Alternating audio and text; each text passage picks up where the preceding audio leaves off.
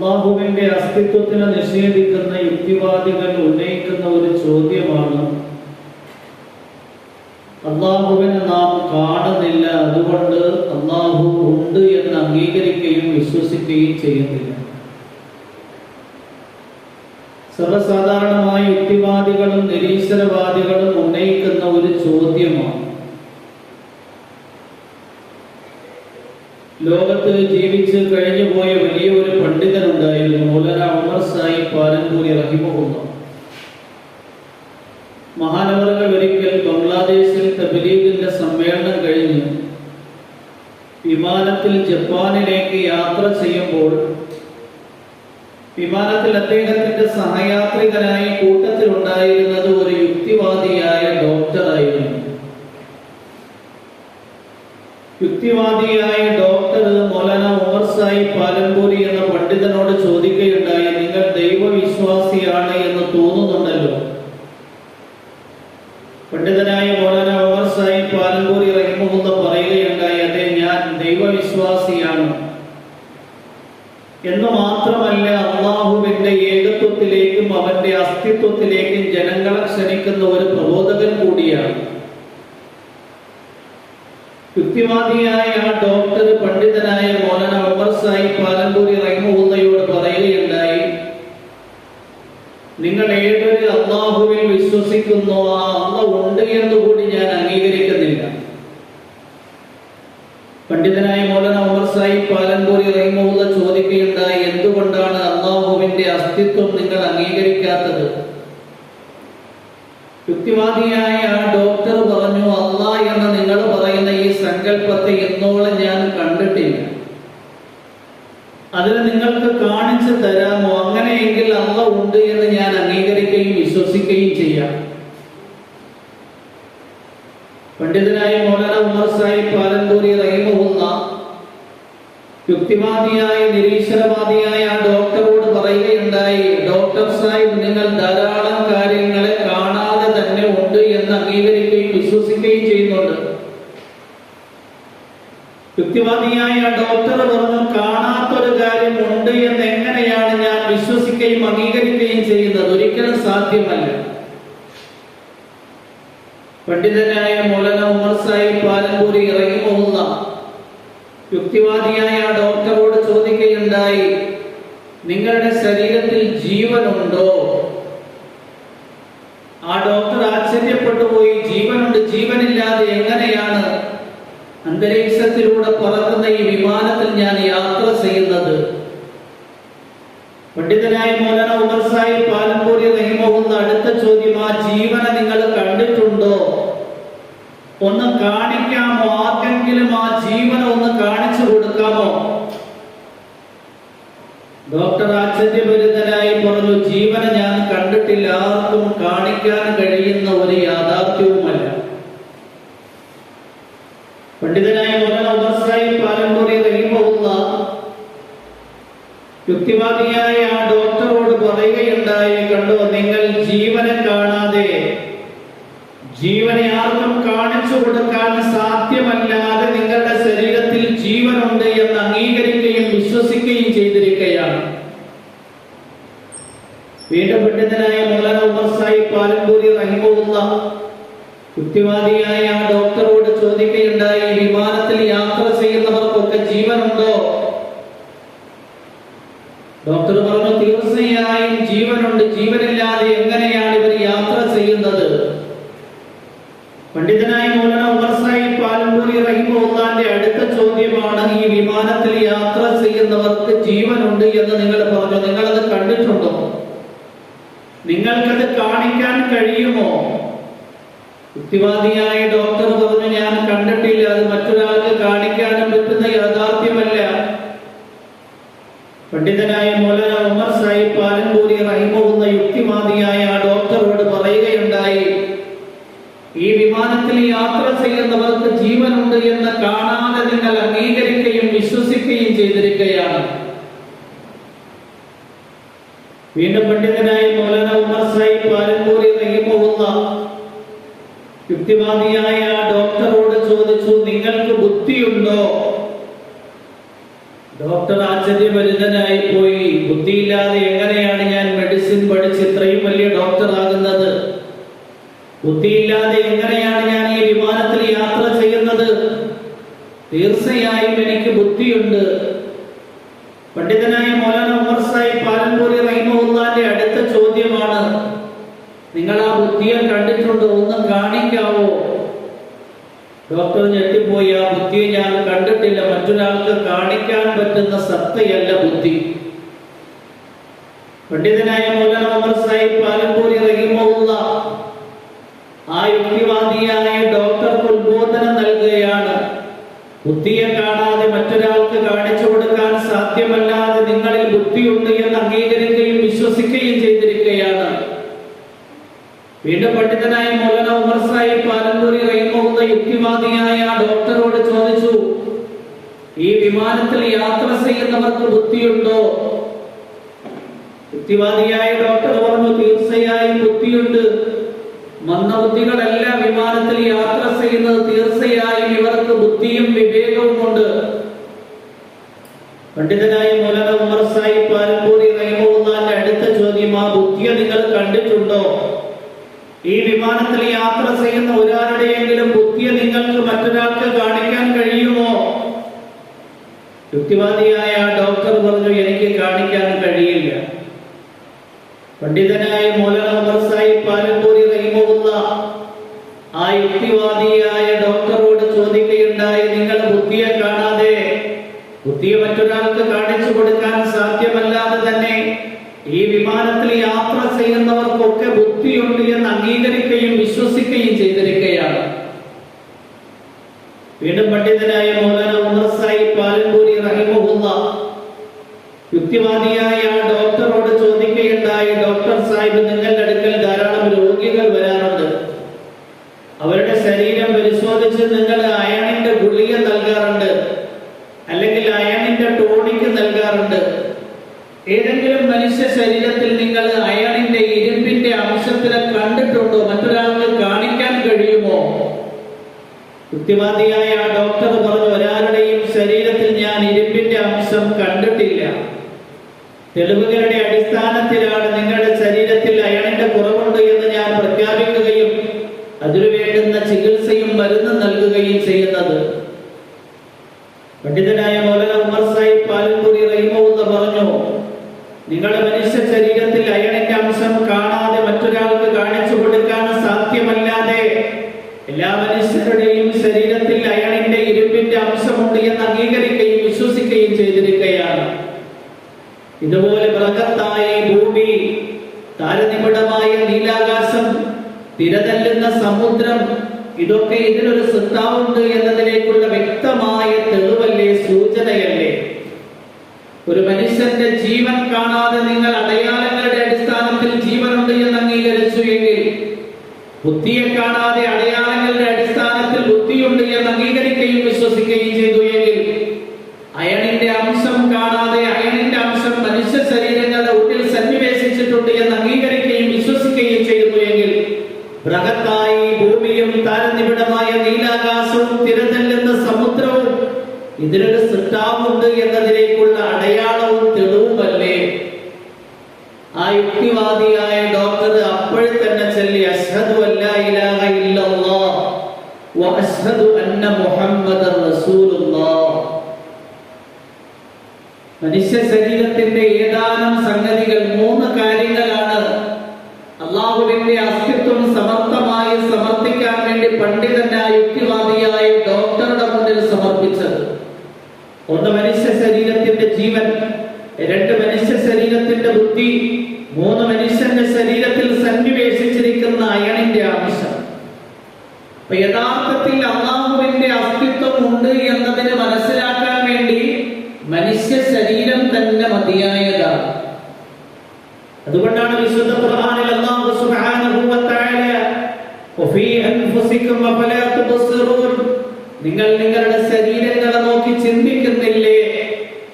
ഈ ശരീരത്തെ കൂലങ്കഷമായി ചിന്തിച്ചു മനസ്സിലാക്കുന്ന ഒരാളെ സംബന്ധിച്ചിടത്തോളം ഹൃദയം കൊണ്ട് അംഗീകരിക്കേണ്ടി വരുന്ന ഒരു യാഥാർത്ഥ്യമുണ്ട്. അല്ലാഹ് എന്ന് പറയുന്ന യാഥാർത്ഥ്യത്തിന്റെ വുജൂദ് അഥവാ അല്ലാഹുവിന്റെ അസ്തിത്വം.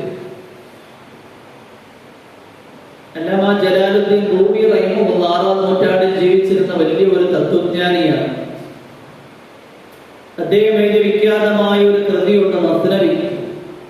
യൂറോപ്യൻ രാജ്യങ്ങളിൽ വരെയും മസ്നവി എന്ന് പറയുന്ന പേർഷ്യൻ ഭാഷയിൽ എഴുതപ്പെട്ടിരിക്കുന്ന കൃതി ഇംഗ്ലീഷ് ഭാഷയിലും അതുപോലെ മറ്റു ഭാഷകളിലും ഒക്കെ വിവർത്തനം ചെയ്യപ്പെട്ടിട്ടുണ്ട്. യൂറോപ്പിൽ അതിനെ ഉപയോഗിക്കുന്നത് മനുഷ്യരുടെ ഇടയിലുള്ള പ്രേമകാവ്യങ്ങൾക്കും പ്രേമസങ്കല്പങ്ങൾക്കും വേണ്ടിയാണ്. എന്നാൽ അല്ലാമ ജലാലുദ്ദീൻ റൂമി അതിനെ എഴുതിയത് ഹൃദയത്തിൽ അല്ലാഹുവിന്റെ പ്രേമവും അവന്റെ മഅരിഫത്തും സ്ഥാപിക്കുന്നതിന് വേണ്ടി എഴുതിയിരിക്കുന്ന കൃതിയാണ് മസ്നവി. അതിൽ ധാരാളം ഉദാഹരണങ്ങളും കഥകളും വിശദീകരിച്ചുകൊണ്ടാണ് മനുഷ്യനെ തത്വത്തിലേക്ക് ക്ഷണിക്കുന്നത്. അല്ലാമ ജലാലുദ്ദീൻ റൂമി റഹിമഹുല്ലാഹ് അതിൽ എഴുതുന്ന അത്ഭുതകരമായ ഒരു കഥയും തത്വവുമുണ്ട്.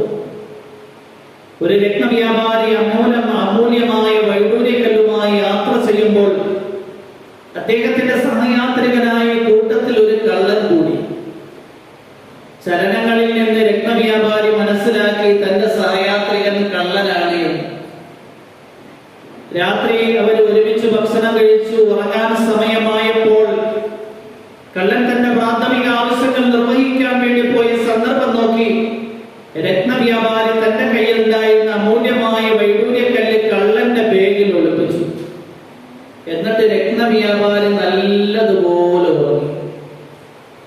പാതിരാത്രിയായപ്പോ കള്ളൻ രത്നവ്യാപാരിയുടെ കൂർക്കം വലി കേട്ടുകൊണ്ട് എഴുന്നേറ്റ് രത്നവ്യാപാരിയുടെ ബാഗും സാധനങ്ങളും പരിശോധിച്ചു.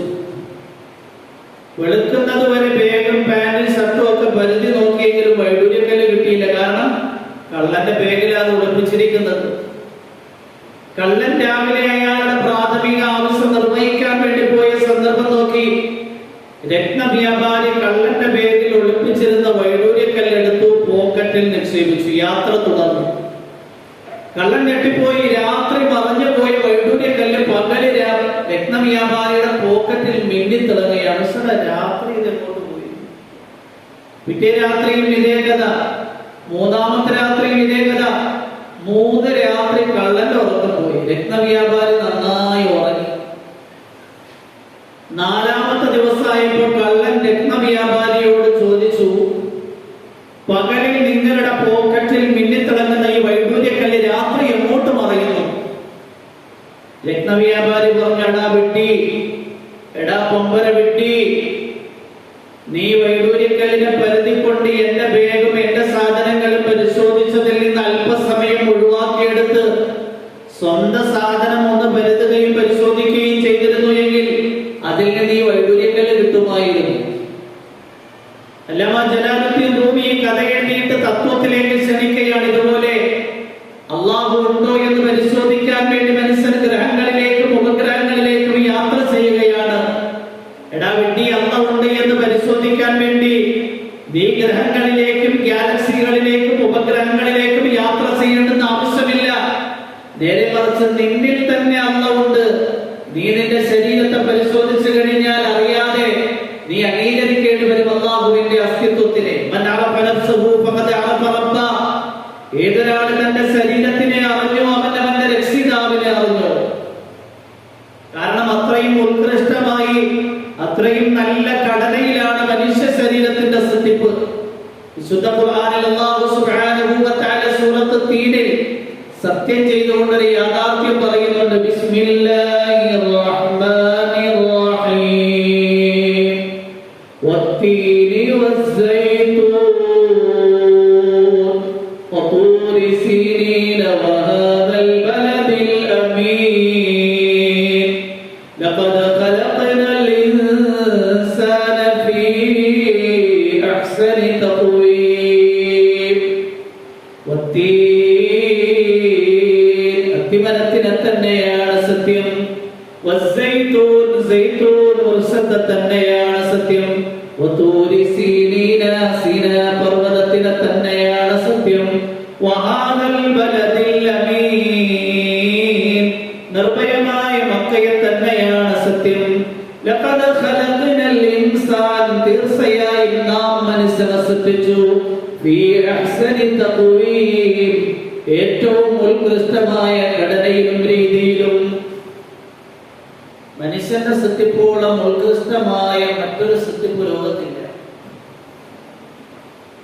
അതുകൊണ്ട് തന്നെ മനുഷ്യർ ഓരോരുത്തരും അവനവന്റെ ശരീരത്തിനെ കുറിച്ച് പഠിക്കുകയും അവനവന്റെ ശരീരത്തിനെ കുറിച്ച് കൂലങ്കഷമായി ചിന്തിക്കുകയും ചെയ്തു കഴിഞ്ഞാൽ ഹൃദയം കൊണ്ട് അംഗീകരിക്കേണ്ടുന്ന വരുന്ന ഒരു യാഥാർത്ഥ്യമുണ്ട്. അല്ലാഹു ഉണ്ട്, അവൻ ഏകനാണ്. ഖുർആൻ ശരീഫിൽ അതുകൊണ്ട് തന്നെ അല്ലാഹു സുബ്ഹാനഹു വ തആല മനുഷ്യ സൃഷ്ടിപ്പിനെ കുറിച്ച് പറയുന്നുണ്ട് ധാരാളം സ്ഥലങ്ങൾ. ഈ ആയത്തിന്റെ വിവരണത്തിൽ അല്ലാമ ഖുർത്തുബി ഒരു സംഭവം എഴുതുന്നുണ്ട്. പറയട്ടെ ആ സംഭവം. ഇപ്പൊ എത്ര സംഭവമായി? 2 സംഭവം, 3-ാം സംഭവം ഞാൻ പറയുന്നു. സംഭവം എന്തിനാ പറയുന്നതെന്ന് പറഞ്ഞു കഴിഞ്ഞാൽ, ഈ നസീഹത്ത് എന്ന് പറഞ്ഞാൽ അവരെ ഖസ്സാസ് എന്നാ പറയുന്നത്. സംഭവങ്ങൾ നിങ്ങൾക്ക് ഓർമ്മ നിൽക്കും. എപ്പോഴും വീട്ടിൽ പോയി ഗുണപാഠത്തിന് വേണ്ടി പറയാനുണ്ട്. ഖുർആൻ ശരീഫിൽ അല്ലാഹു സുബ്ഹാനഹു വ തആല അതുകൊണ്ട് തന്നെ പറയുന്നുണ്ട്, കുല്ലൻ നഖുസ്സു അലൈക, നിങ്ങൾക്ക് നാം ചരിത്രം വിശദീകരിച്ചു തരും. മിൻ അംബാഇ റസൂൽ, പ്രവാചകന്മാരുടെ ചരിത്രം.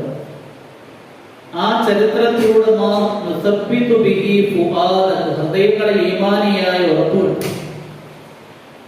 ഞാൻ വേറെ വിശദീകരണങ്ങളിലേക്ക് പോകുന്നില്ല. അല്ലാമ ഖുർത്തുബി ഈ സൂറത്ത് തീരിന്റെ വിശദീകരണത്തിൽ ഒരു സംഭവം എഴുതിയിട്ടുണ്ട്. ഖലീഫ മൻസൂർ എന്ന് പറയുന്ന അബ്ബാസിയ ചക്രവർത്തി, മുസ്ലിം ഭരണാധികാരി, അദ്ദേഹത്തിന്റെ സദസ്സിലുണ്ടായിരുന്ന ഒരു മനുഷ്യൻ ഈസ ബിൻ മൂസ ഹാഷിമി എന്നായിരുന്നു അദ്ദേഹത്തിന്റെ പേര്. ഭാര്യയുമായി വല്ലാത്ത പ്രണയത്തിലും സ്നേഹത്തിലുമായിരുന്നു. 14-ാം രാവിൽ പൂർണ്ണചന്ദ്രൻ ഉദിച്ചു നിൽക്കുന്ന രാത്രി ഭാര്യയുമായി ഈസ ബിൻ മൂസ ഹാഷിമി എന്ന് പറയുന്ന ഖലീഫ മൻസൂറിന്റെ സദസ്സിലുണ്ടായിരുന്ന ബഹുമാന്യൻ തോട്ടത്തിലൂടെ സഞ്ചരിക്കുമ്പോൾ ആകാശത്തിൽ ഉദിച്ചുയർന്നു നിൽക്കുന്ന പൂർണ്ണചന്ദ്രൻ നോക്കിയിട്ട് ഭാര്യയോട് പറഞ്ഞു, അൻതി താലിഖുൻ സലാസത്തുൻ ഇല്ലൻ തകൂനി അഹ്സന മിൻ ഹാദൽ ഖമർ.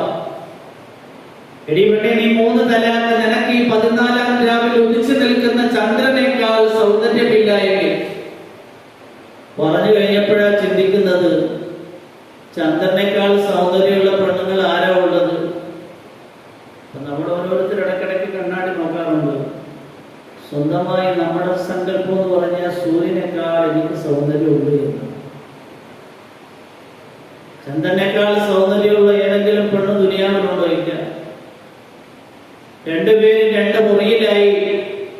രാവിലെ ആയപ്പോ ഈസ ബിൻ മൂസ ഹാഷിമി ഖലീഫ മൻസൂറിന്റെ അടുക്കലെത്തി. ചക്രവർത്തി നോക്കുമ്പോ തന്റെ സദസ്സിൽ എല്ലാ ദിവസവും വളരെ സന്തോഷത്തോടു കൂടിയിരുന്ന അഭിപ്രായങ്ങൾ പറയുന്ന, തനിക്ക് ബുദ്ധിപരമായ നിർദ്ദേശങ്ങൾ നൽകുന്ന ഈസ ബിൻ മൂസ ഹാഷിമി നിശബ്ദനായി, ദുഃഖിതനായി, വിഷമനായിരിക്കുകയാണ്. ഖലീഫ മൻസൂർ ചോദിച്ചു, എന്തു പറ്റി? അത് ഞാൻ ഭാര്യയോട് ഇന്നലെ 14-ാം രാവിലെ പൂർണ്ണചന്ദ്രൻ ഉദിച്ചു നിന്നപ്പോൾ നീ 3 തലാഖ്, നിനക്ക് പൂർണ്ണചന്ദ്രനേക്കാൾ സൗന്ദര്യമില്ല എങ്കിൽ എന്ന് പറഞ്ഞു. എന്റെ ഭാര്യയ്ക്ക് എങ്ങനെയാ 14-ാം രാവിലെ പൂർണ്ണചന്ദ്രനേക്കാൾ സൗന്ദര്യം ഉണ്ടാകുന്നത്? ഖലീഫ മൻസൂർ മുഴുവൻ പണ്ഡിതന്മാരും ഒരുമിച്ച് കൂട്ടി. ഇദ്ദേഹം എങ്ങനെ ഒരു വാക്ക് പറഞ്ഞിരിക്കുകയാണ്, തലാഖ് സംഭവിച്ചോ സംഭവിച്ചില്ലേ? എല്ലാവരും പറഞ്ഞു തലാഖ് സംഭവിച്ചു. കാരണം ലോകത്തൊരു പെൺകുടിക്കും 14-ാം രാവിലെ പൂർണ്ണചന്ദ്രനേക്കാൾ സൗന്ദര്യമില്ല. അപ്പൊ ഒരു പണ്ഡിതൻ നിശബ്ദനായിരിക്കുന്നത് കണ്ടപ്പോ ഇമാം ഷാഫി ചോദിച്ചു, എന്താ നിങ്ങളുടെ അഭിപ്രായം? ഇമാം ഷാഫി പറഞ്ഞു, 3 തലാഖ് സംഭവിച്ചിട്ടില്ല. പണ്ഡിതന്മാരെല്ലാം ഇമാം ഷാഫിയോട് കയറി നിങ്ങൾ എങ്ങനെയാണ് ആ പെൺകുട്ടിയുടെ തലാഖ് സംഭവിച്ചില്ല എന്ന് പറയുന്നത്? ആ പെൺകുട്ടിക്ക് 14-ാം രാവിലെ ചന്ദ്രനേക്കാൾ സൗന്ദര്യമുണ്ടോ? നിങ്ങൾ ആ പെൺകുട്ടിയെ കണ്ടിട്ടുണ്ടോ? ഇമാം ഷാഫി പറഞ്ഞു, ഞാനല്ല പെൺകുട്ടിയുടെ സൗന്ദര്യം തീരുമാനിച്ചത്, ഖുർആനാണ്. എന്നിട്ട് സൂറത്ത് തീൻ പാരായണം ചെയ്തു. വത്തീനി വസ്സൈതൂൻ വതൂരി സീനീന വഹാദൽ ബലദിൽ അമീൻ ലഖദ് ഖലഖ്നൽ ഇൻസാന ഫീ അഹ്സനി തഖ്വീം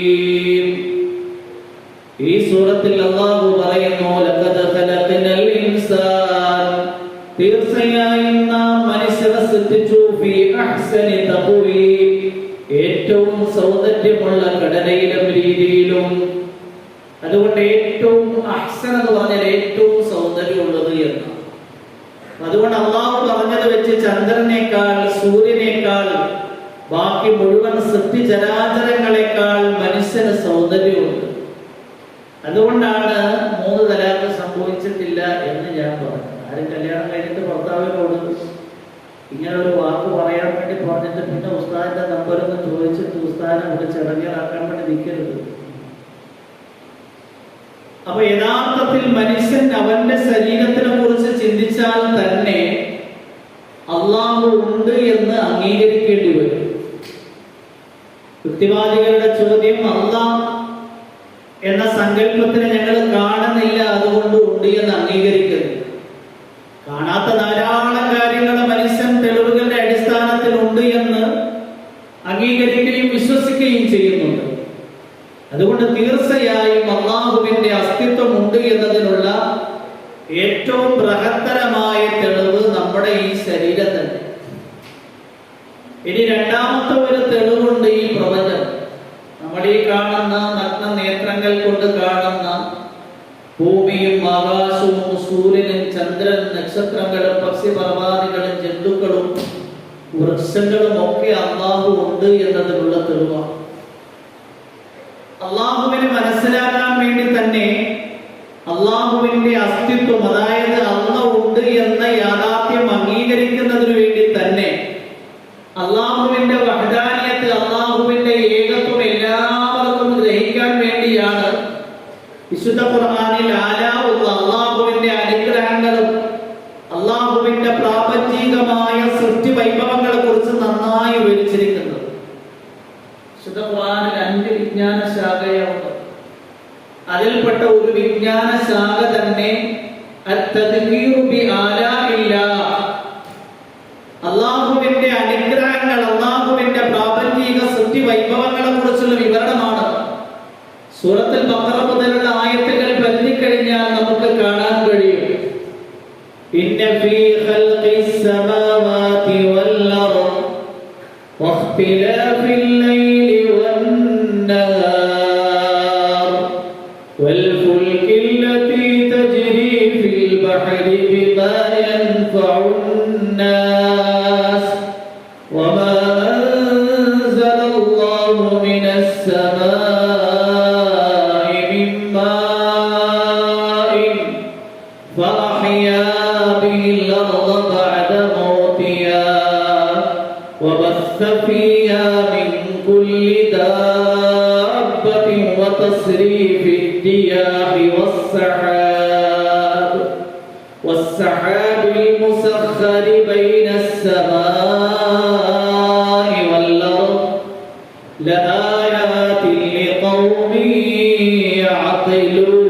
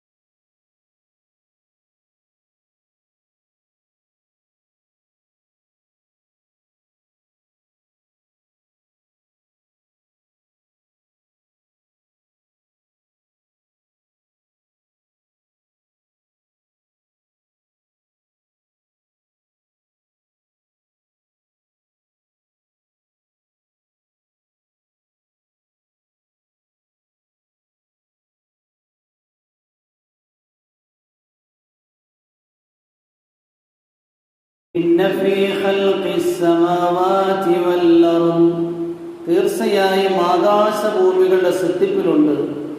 വഖ്തിലാഫിൽ ലൈലി വന്നഹാർ, രാപകലുകൾ മാറി മറിഞ്ഞു വരുന്നതിലുണ്ട്. വൽ ഫുൽകില്ലതി തജ്രി ഫിൽ ബഹരി ബിമാ യൻഫഉന്നാസ്,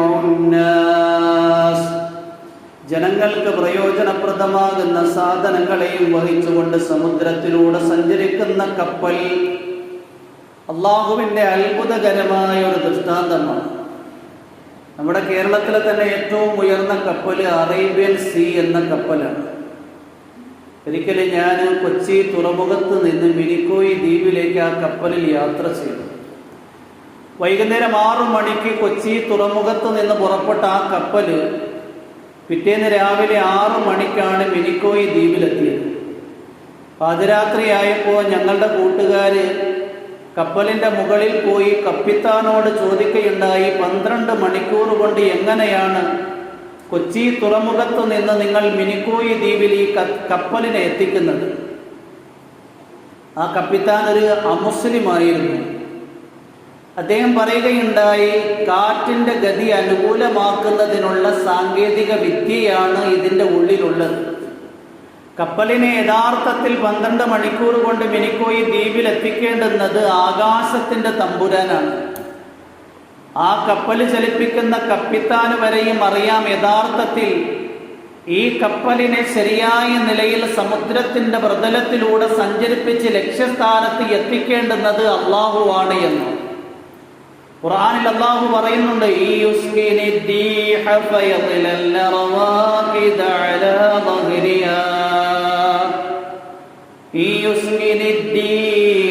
സമുദ്രത്തിലെ കാറ്റിനെ അല്ലാഹു നിശ്ചലമാക്കിയാൽ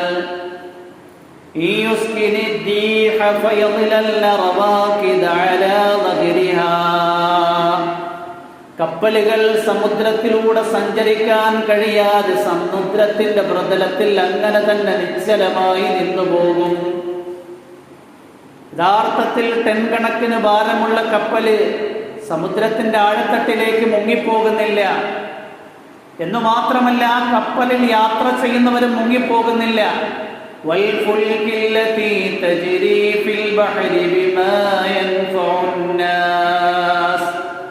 ജനങ്ങൾക്ക് പ്രയോജനപ്രദമാകുന്ന സാധനങ്ങളെയും വഹിച്ചുകൊണ്ട് സമുദ്രത്തിലൂടെ സഞ്ചരിക്കുന്ന കപ്പൽ.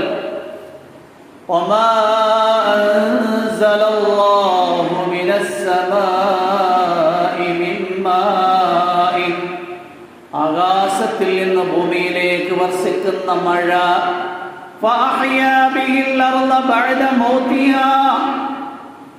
ആ മഴയിലൂടെ നിർജീവമായ ഭൂമി സജീവമാകുകയാണ്.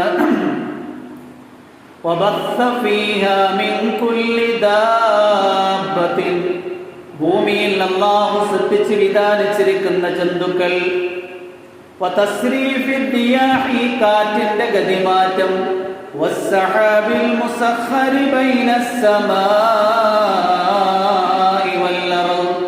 ആകാശഭൂമികളുടെ ഇടയിൽ നിയന്ത്രിച്ച് നിർത്തപ്പെടുന്ന കാർമേഘം.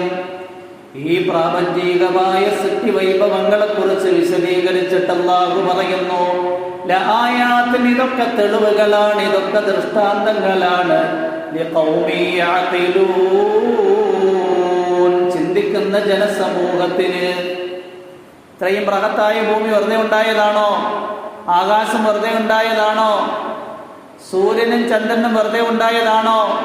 ഇതിനെയൊക്കെ സൃഷ്ടിക്കുകയും ഇതിനെയൊക്കെ നിയന്ത്രിക്കുകയും ചെയ്യുന്ന ഒരു സൃഷ്ടാവുണ്ട് എന്ന് ഏത് യുക്തിയും ബുദ്ധിയും അംഗീകരിക്കേണ്ടി വരും. ഇമാം ശാഫി അലൈഹി റഹ്മയുടെ അടുക്കൽ അള്ളാഹുവിന്റെ അസ്തിത്വത്തെക്കുറിച്ച് ചോദ്യം ചെയ്ത് ചിലർ സമീപിച്ചു. അള്ളാഹ് ഉണ്ടോ എന്ന ചോദ്യവുമായി ഇമാം ഷാഫി അലൈഹി റഹ്മയുടെ അടുക്കൽ ചോദ്യവുമായി വന്നപ്പോൾ ഇമാം ഷാഫി അലൈഹി റഹ്മ അള്ളാഹുവിന്റെ അസ്തിത്വത്തിന് വേണ്ടി, അള്ളാഹു ഉണ്ട് എന്ന് തെളിയിക്കാൻ വേണ്ടി അവരുടെ മുന്നിൽ സമർപ്പിച്ചത് ഒരു വൃക്ഷത്തിന്റെ ഇലയാണ്. ഒരു വൃക്ഷത്തിന്റെ ഇല ഭക്ഷിക്കുന്ന ചെമ്മരിയാടതിന് പകരമായി പാല് നൽകുന്നു. അതേ വൃക്ഷത്തിന്റെ ഇല ഭക്ഷിക്കുന്ന പട്ടുനൂൽ പുഴു പട്ടുനൂൽ നൽകുന്നു. അതേ വൃക്ഷത്തിന്റെ ഇല ഭക്ഷിക്കുന്ന കസ്തൂരിമാൻ കസ്തൂരി തൈലം നൽകുന്നു. വിസ്മയകരമായി മാറ്റത്തിനു പിന്നിൽ ഒരു അദൃശ്യ ശക്തിയുടെ പ്രവർത്തനം നടന്നു എന്ന് ഏത് ബുദ്ധിയാണ് വിസമ്മതിക്കുന്നത്? ആ അദൃശ്യ ശക്തിയുടെ പേരാണ്, എല്ലാരും പറയും, അല്ലാഹ്. ഇമാം അഹ്മദ് ബിൻ ഹംബൽ റഹിമഹുല്ലാഹ് അള്ളാഹുവിന്റെ അസ്തിത്വം സമർത്ഥമായി സമർത്ഥിക്കാൻ വേണ്ടി ജനങ്ങളുടെ മുന്നിൽ സമർപ്പിച്ചതൊരു കോഴിമുട്ടയെയാണ്. നയനമനോഹരമായ ഒരു ഗോളം, അതിന്റെ ഉള്ളിലുള്ള ലായനിയിൽ നിന്ന് പപ്പും കൂടയും കൈകാലുകളും ഉടലുകളുമുള്ള ഒരു ജീവി ജന്മമെടുക്കുകയും കാലപരിധി പൂർത്തിയാകുമ്പോൾ ഈ പ്രപഞ്ചത്തിലേക്ക് വിരിഞ്ഞു വരികയും ചെയ്യുന്നു. കോഴിമുട്ടയുടെ ഉള്ളിൽ കോഴിക്കുഞ്ഞിന് ജന്മം നൽകിയത് ആരാണ്? കാലപരിധി പൂർത്തിയാകുമ്പോൾ ഈ പ്രപഞ്ചത്തിലേക്ക് അതിനെ വിരിയിച്ചു കൊണ്ടുവന്നത് ആരാണ്? തീർച്ചയായും ഇതിന് പിന്നിൽ ഒരു അദൃശ്യ ശക്തിയുടെ പ്രവർത്തനം നടന്നിട്ടുണ്ട്. ആ അദൃശ്യ ശക്തിയുടെ പേരാണ് അല്ലാഹ്. അല്ലാമ ഇബ്നു കസീർ അദ്ദേഹത്തിന്റെ തഫ്സീറിൽ അള്ളാഹുവിന്റെ അസ്തിത്വം നിഷേധിച്ചുകൊണ്ട് കഴിഞ്ഞുകൂടിയ ഒരു യുക്തിവാദിയുടെ സംഭവം എഴുതുന്നുണ്ട്. അള്ളയില്ല എന്ന് വാദിച്ചുകൊണ്ട് നടന്നിരുന്ന ഒരു നിരീശ്വരവാദി ഒരിക്കൽ യാത്ര ചെയ്യുമ്പോൾ വഴിയിൽ മനുഷ്യരുടെ കാൽപാദങ്ങളുടെയും ഒട്ടകങ്ങളുടെയും ആടുകളുടെയും കാഷ്ടവും കാണാനിടയായി. മനുഷ്യന്റെ കാൽപാദങ്ങളുടെ അടയാളങ്ങളും ഒട്ടകങ്ങളുടെയും ആടുകളുടെയും കാഷ്ടവും കണ്ട ആ നിരീശ്വരവാദി അള്ളയില്ല എന്ന് വാദിച്ചുകൊണ്ട് ജീവിതം കഴിച്ചുകൂട്ടിയ ആ യുക്തിവാദി ചിന്തിക്കാൻ വേണ്ടി തുടങ്ങി. ഇതിലൂടെ ഈ കാൽപാദങ്ങളും മനുഷ്യന്റെ കാൽപാദങ്ങളും ഒട്ടകങ്ങളുടെയും ആടുകളുടെയും കാഷ്ടവും ഇതിലൂടെ മനുഷ്യരും ഒട്ടകങ്ങളും ആടുകളും നടന്നു എന്നതിന് തെളിവാകാമെങ്കിൽ ബൃഹത്തായി ഭൂമി, താരനിബിഡമായ നീലാകാശം, തിരതല്ലുന്ന സമുദ്രം, ഇതൊക്കെ ഇതിനൊരു സൃഷ്ടാവുണ്ട് എന്നതിലേക്കുള്ള വ്യക്തമായ തെളിവല്ലേ എന്ന് ചിന്തിച്ച അദ്ദേഹം നിരീശ്വരവാദത്തിന്റെ ഇരുളുകളിൽ നിന്ന് ഇസ്ലാമിന്റെ വെള്ളി വെളിച്ചത്തിലേക്ക് കടന്നു വരികയായിരുന്നു. അപ്പൊ ഇങ്ങനെ അള്ളാഹുവിന്റെ സൃഷ്ടി വൈഭവങ്ങളെ കുറിച്ച് മനുഷ്യൻ ചിന്തിച്ചു കഴിഞ്ഞാൽ അവൻ അംഗീകരിക്കേണ്ടി വരുന്ന ഒരു യാഥാർത്ഥ്യമുണ്ട്. ആ യാഥാർത്ഥ്യത്തിന്റെ പേരാണ് അല്ലാഹ്. ഖുർആൻ ശരീഫിൽ അല്ലാഹു പറയുന്നുണ്ട്, വമിൻ ആയാതിഹി ഖൽഖുസ് സമാവാതി വൽ അർദ് വഖ്തിലാഫു അൽസിനതികും വഅൽവാനികും ഇന്ന ഫീ ദാലിക ലആയാതിൻ ലിൽആലിമീൻ. വമിൻ ആയാതിഹി അല്ലാഹു ഉണ്ട് എന്ന് അറിയിക്കുന്ന ബൃഹത്തായ തെളിവുകളിൽപ്പെട്ടതാണ് ഖൽഖുസ് സമാവാതി വൽ അർദി, ആകാശങ്ങളുടെയും ഭൂമിയുടെയും സൃഷ്ടിപ്പ്. വഖ്തിലാഫി അൽസിനതികും വഅൽവാനികും, നിങ്ങളുടെ ഭാഷയും നിങ്ങളുടെ നിറങ്ങളും വ്യത്യസ്തമായി എന്നത്. വഖ്തിലാഫു അൽസിനതികും, നിങ്ങളുടെ ഭാഷ വ്യത്യസ്തമായി. കേരളക്കാര് മലയാള ഭാഷ സംസാരിക്കുന്നു, തമിഴ്നാട്ടിൽ പോയി കഴിഞ്ഞാൽ തമിഴ് സംസാരിക്കുന്നു, കർണാടകയിൽ പോയി കഴിഞ്ഞാൽ കന്നഡ സംസാരിക്കുന്നു, തെലങ്കാനയിൽ പോയി കഴിഞ്ഞാൽ തെലുങ്ക് ഭാഷ സംസാരിക്കുന്നു, ഉറുദു ഭാഷയും ഹിന്ദി ഭാഷയും പാഴ്സി, പേർഷ്യൻ ഭാഷയും അറബി ഭാഷയും ഇംഗ്ലീഷ് ഭാഷയും ഫ്രഞ്ച് ഭാഷയും ലാറ്റിൻ ഭാഷയും സംസാരിക്കുന്ന ആൾക്കാര് ഒരേ അളവിലുള്ള നാവിൽ നിന്ന് വ്യത്യസ്തമായ ഭാഷ പുറത്തേക്ക് നിർഗളിക്കുന്നു. ഒരു ഭാഷ സംസാരിക്കുന്ന കേരളക്കാര് നമ്മുടെ മലയാളത്തിൽ തന്നെ എത്രയോ വ്യത്യാസമുണ്ട്. തെക്കും വടക്കും എടുത്തു കഴിഞ്ഞാൽ ഞാൻ കണ്ണൂർ 8 വർഷം ജോലി ചെയ്തിട്ടുണ്ട്. കണ്ണൂർ മദീന പള്ളിയിൽ ജോലി ചെയ്തപ്പോൾ അവിടെ ക്ലീനിങ്ങിന് വേണ്ടി ഒരാൾ നിന്നിരുന്നു. ബഷീർ എന്നായിരുന്നു അദ്ദേഹത്തിൻ്റെ പേര്. അദ്ദേഹം തൊടുപുഴക്കാരനാണ്, തെക്കൻ കേരളത്തിലുള്ള ആളാണ്. അദ്ദേഹം എൻ്റെ അടുത്ത് വന്നിട്ട് പറഞ്ഞു, ഉസ്താദേ, തെക്കൻ ഭാഷയും വടക്കൻ ഭാഷയും വ്യത്യാസമുണ്ട്. ഞാനിവിടെ വന്നപ്പോൾ ഇവരെല്ലാവരും കൂടെ എൻ്റെ അടുക്കൽ വന്നിട്ട് പറഞ്ഞ് രാത്രിയാകുമ്പോൾ ക്യാൻറ്റീനും മറ്റുമുള്ള വേസ്റ്റുകളെല്ലാം കൂടെ ബക്കറ്റിൽ ഒരുമിച്ച് കൂട്ടി റോഡിൻ്റെ ആ ഭാഗത്തുള്ള കുഴിയിൽ ചാടണം. അപ്പം ഇയാൾ പറയാണ്, ഞാനിങ്ങനെ ചിന്തിക്കാൻ തുടങ്ങി. 52 വയസ്സുകാരനായ ഞാൻ രാത്രി ഈ വേസ്റ്റും ചുമന്നുകൊണ്ട് പോയി റോഡിൻ്റെ അരികിലുള്ള കുഴിയിൽ ചാടി കഴിഞ്ഞാൽ കാലും കൈ ഒടിയത്തില്ല. അപ്പോൾ വേസ്റ്റ് കളയുക എന്നതിന് അവർ വേസ്റ്റ് ചാടുക എന്നാ പറയും. ചാടുക എന്നതിന് തുള്ളുക എന്നാ പറയും. ഞാൻ മദീന പള്ളിയിൽ ജോലി ചെയ്യുമ്പോൾ അവിടുത്തെ ഇമാമിൻ്റെ ഭാര്യയുടെ ഉമ്മ മരണപ്പെട്ടു. ഞാനും ഭാര്യയും കൂടെ ആ വീട്ടിൽ ചെന്നു. അപ്പം ഭാര്യ പറഞ്ഞ് കണ്ണൂരുകാർ കുറേ സ്ത്രീകൾ പറയുന്ന കേട്ട്, നീ എങ്ങനെ വന്നതെന്ന് ചോദിച്ചപ്പോൾ അത് ഞാൻ ഓട്ടോയിലൊന്ന് വീട്ടിൻ്റെ മുമ്പിൽ കീഞ്ഞു എന്ന് പറഞ്ഞു കഴിഞ്ഞാൽ, നമ്മുടെ നാട്ടിൽ ഓട്ടോയിൽ വന്ന് വീട്ടിൻ്റെ മുമ്പിൽ കീഞ്ഞെന്ന് പറഞ്ഞു കഴിഞ്ഞാൽ വീട്ടിൻ്റെ മുന്നിൽ വന്ന് വെടിയായി പോയി, ആളും മരിച്ചു പോയി എന്നാ. ഓട്ടോയിൽ നിന്ന് ഇറങ്ങിയതിന് ഓട്ടോയിൽ നിന്ന് കീഞ്ഞു എന്നാണ് പറയുന്നത്. അപ്പോൾ ഒരു ഭാഷ സംസാരിക്കുന്ന മലയാളത്തിൽ തന്നെ ഇത്രയും വ്യത്യാസമാണ്. അള്ളാഹു പറയാ, നിങ്ങളുടെ ഭാഷകൾ വ്യത്യസ്തമായി, നിങ്ങളുടെ നിറങ്ങളും വ്യത്യസ്തമായി. ലോകത്ത് ഇന്ന് 800 കോടി മനുഷ്യര്, 800 കോടി ഡിസൈനുകളാണ് ഇവിടെ. 200 മനുഷ്യരുണ്ട് എങ്കിൽ 200 ഡിസൈനുകൾ. നിങ്ങൾ കേട്ടിട്ടുണ്ടോ? അമേരിക്കയിലെ ന്യൂയോർക്കിൽ ജനിക്കുന്ന മനുഷ്യർക്കെല്ലാം ഒരേ രൂപമാണ്. അല്ലാഹുവിന്റെ ഖജനാവിൽ നിറം തീർന്നുപോയി എന്ന് നിങ്ങൾ കേട്ടിട്ടുണ്ടോ? ഇല്ല.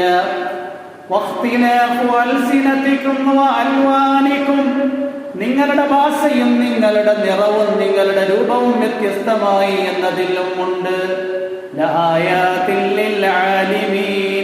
വിവരമുള്ളവർക്ക് ഇതിലൊക്കെ ദൃഷ്ടാന്തമുണ്ട്. അള്ളയില്ല എന്ന യുക്തിവാദികളുടെ വാദം നിരർത്ഥകമാണ്. അവരുടെ മർക്കടമുറ്റിയുടെ പേരിൽ അവർ വാദിക്കുന്നത്.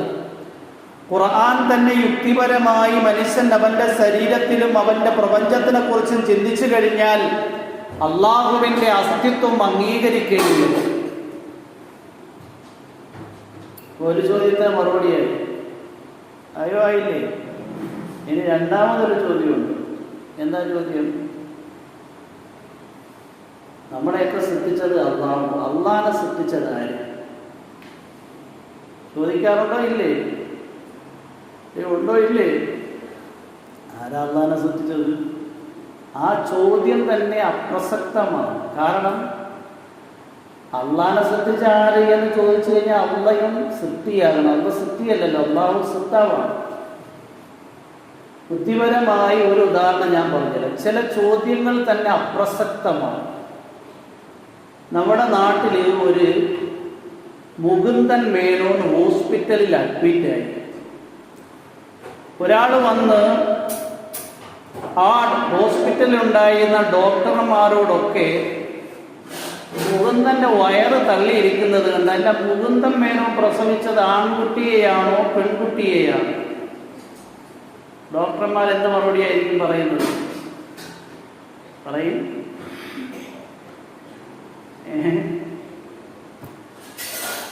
ആണെന്ന് പറയുക പെണ്ണെന്ന് പറയുക. കാരണം വയറിങ്ങനെ വീർത്തിരുന്നു. ആ ചോദ്യം തന്നെ അപ്രസക്തമാണ്. കാരണം മുകുന്ദൻ മേനോൻ പ്രസവിക്കത്തില്ല ഇല്ലേ എന്ന് പറഞ്ഞത് കണക്ക് സൃഷ്ടാവിനെ ആര് സൃഷ്ടിച്ചു എന്ന് പറഞ്ഞു കഴിഞ്ഞാൽ ആ ചോദ്യം തന്നെ അപ്രസക്തമാണ്.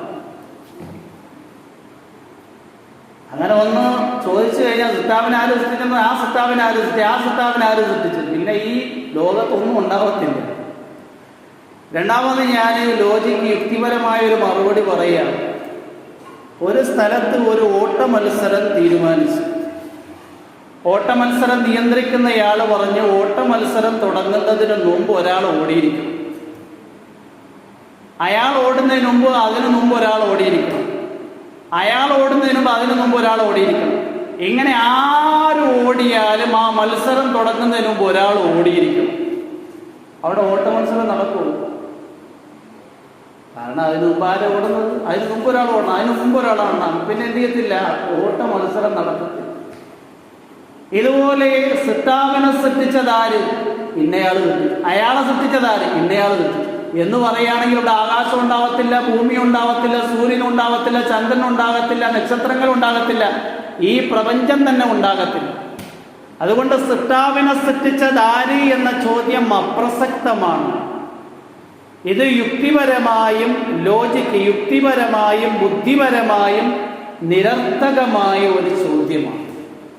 അതുകൊണ്ട് നിങ്ങൾക്ക് ഭയങ്കര യുക്തിയുണ്ട് എന്നും ഭയങ്കര ബുദ്ധിയുണ്ട് എന്നും അവകാശപ്പെടുമ്പോഴും ഇങ്ങനെയുള്ള നിരർത്ഥകമായ ചോദ്യങ്ങൾ ചോദിച്ചുകൊണ്ട് വരരുത്.